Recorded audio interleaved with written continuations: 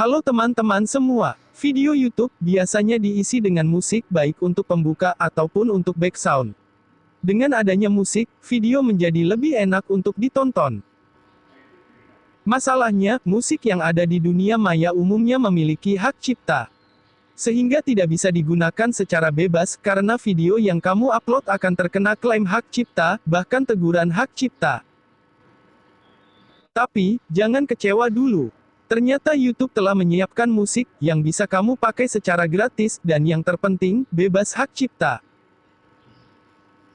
Bagaimana cara mendapatkannya? Ikuti video ini sampai selesai.